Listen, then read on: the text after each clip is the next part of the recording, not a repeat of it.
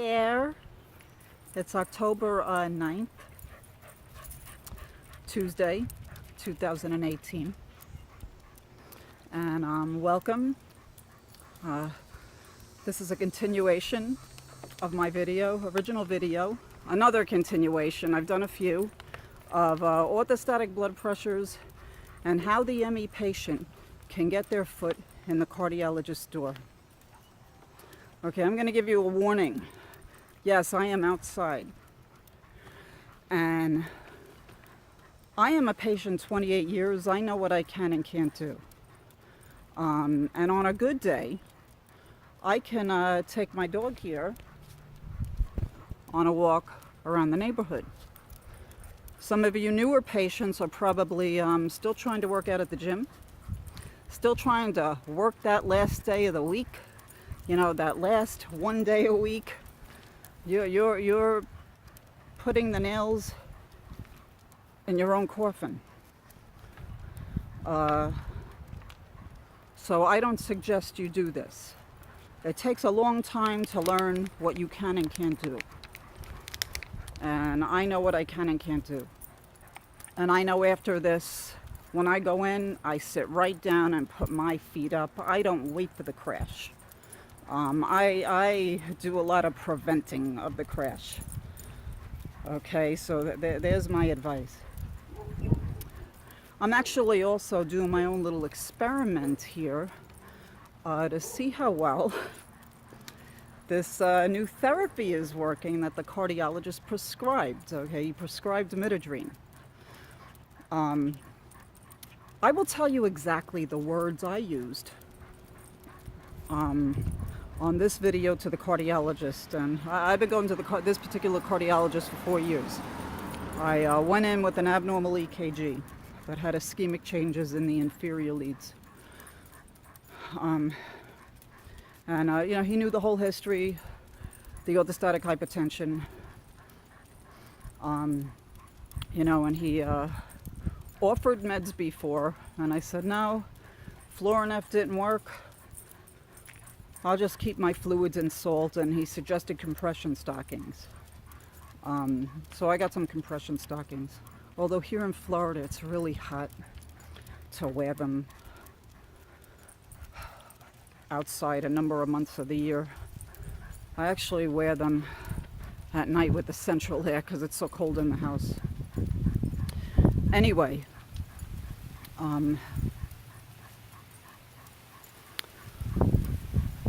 the exact words I said to him this time, this blood pressure situation, this orthostatic hypotension is making my disabling situation more disabling. And you know, I had my hands, I'm talking with the hands, you know, I'm Italian and I talk with my hands.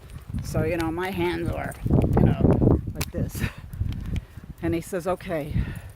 He says, go home and do an orthostatic diary for a week and come back.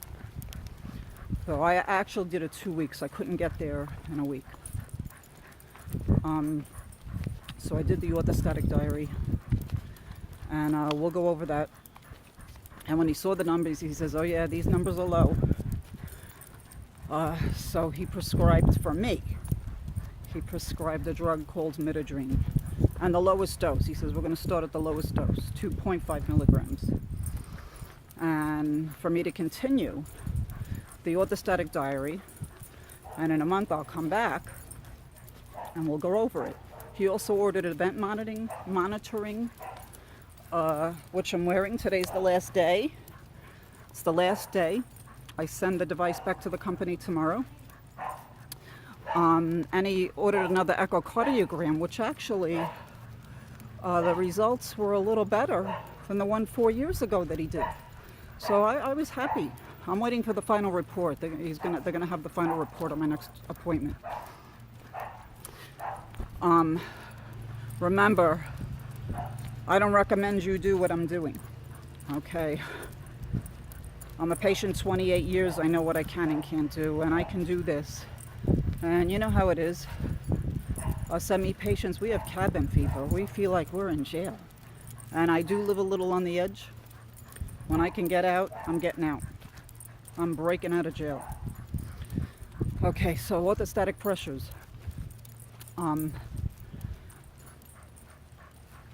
want to get the blood pressure cuff for the arm, not the wrist. When I worked in the CCU years ago, if somebody would have brought in a wrist cuff, it would have been a disaster. They would have threw that thing right in the garbage. And the cardiologist hated these machines, actually. You can't calibrate them. You have to take the manual blood pressures. So I asked the woman in the cardiologist office, I said, where can I get one of these machines that are reliable? She says, Publix Pharmacy has good machines, they're reliable, and they're a good price. And I said, okay. And I was frank with the guy in the Publix Pharmacy. I said, you can't calibrate these machines. How long are they good for? And he said 2 years. So the machine I got that you see me using in the previous videos was $29. So I figured, well, $29 is okay for 2 years. I remember seeing them at one time listed, for $125. That's not affordable for some patients. But now they're more affordable. So remember, we're going to review orthostatic pressures. You want to lay down for 5 minutes, not 1 or 2, 5 minutes. Take your blood pressure. And take a second one. Always double check, since the doctor may be prescribing therapy for you. You want the numbers to be accurate. After you write it down, write down symptoms and write the heart rate. You want the heart rate noted if you get tachycardic with any of the position changes. After you get the supine or laying down flat blood pressure, you sit up 1 to 2 minutes, take your blood pressure again. Same thing, write the heart rate, any symptoms, and check it a second time to make sure it's accurate, like you saw me do in the previous videos. And then you're going to stand 1 to 2 minutes and get another blood pressure.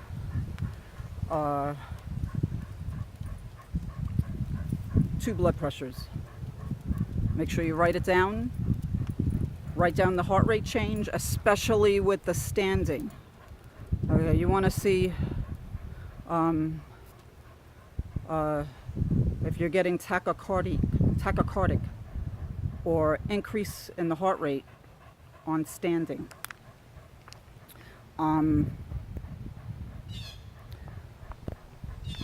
And write down your symptoms. It could be anything you feel. Dizziness, lightheadedness, weakness, that disconnected feeling. You feel like your brain's disconnected. Anything. Nausea, I get nausea sometimes. Make sure you write it down. This way, you can show the doctor, hey, look, these are my numbers. This is my problem. And it's making my disabling situation more disabling. Okay, don't go in there and say, oh, well, do you understand ME? He may not. Okay, they don't have to. Okay, but they know dysautonomia. They call it dysautonomia now. And my mother had this. I'll tell you a story about my mother. At one time in the hospital, they put everybody on a no-salt diet in the 80s. And she was in the hospital. She had to get her gallbladder removed. But they had to give her antibiotics first. And they had her on the no-salt diet. This was a woman who went in with a blood pressure of 90/60. And they put her on a no-salt diet. So when I went in to see her during the visiting hours, the nurse came in to check her blood pressure. This was funny. And she checks it once. She checks it twice. Well, we're holding in the laugh because we knew exactly what she was going to see. She checks it 3. She checks it 4 times. And my mother said, they put me on a no-salt diet. I have low blood pressure. Her blood pressure was 70/30. Well, that no salt diet was discontinued almost immediately. I mean, common sense. You need salt to live. You know, people are saying salt is bad. No, salt isn't bad. You know, and not all the cardiac patients, okay, need to have the salt shaker removed. I've said this repeatedly in the previous videos. Some of the cardiac patients, but not all. And not the dysautonomia patients. Salt increases volume, and that's what you need. And remember, you drink 2 to 3 liters a day. Now see, I'm outside. We're in Florida here. I have my water. When you're outside or doing any activity, if you're able to do it, you're going to have insensible loss. You're going to sweat. Okay, so I drink extra. And you'll feel it. You will feel it. You know, you'll learn, you know, feel your body. You'll learn to recognize what your body needs. There's also salt tablets. I found one. You know, if you're not getting enough, you know, there's salt tablets. I found one company that makes a clean one. People, you know, the integrative people, you know, like clean supplements. I found a clean one, no GMOs.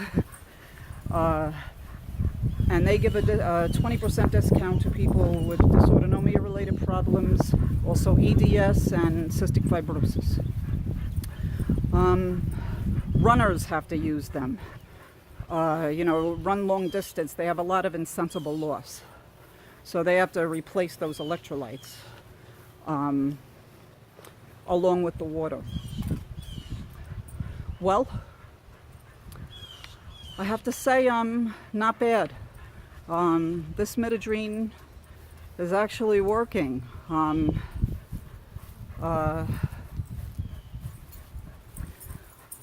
I haven't had to sit down. Remember, I don't recommend you do this. This was my experiment.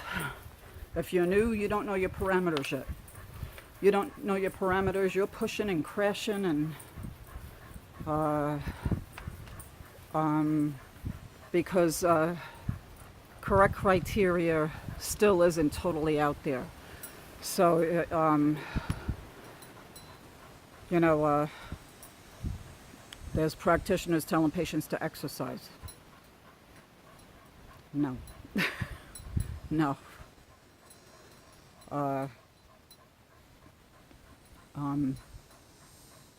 And I don't have to tell you that. You exercise, okay, you'll be paying the piper, believe me. All right, because I paid the piper years ago. I wasn't told to exercise. I was told to rest, but I thought I was going to beat this. I was in denial. I wasn't comprehending that this was going to be a problem for the rest of my life when it first started when I was 26 years old. Okay, so I hope I've been helpful, and I will keep you updated. I monitor on the cardiac event monitor till tonight, then I pack it up and have UPS come and take the box. But I continue my orthostatic diary for the cardiologist so he could see the numbers and determine if we have to go up to the next dose. So thank you for joining me. And I hope I've been helpful to at least one person.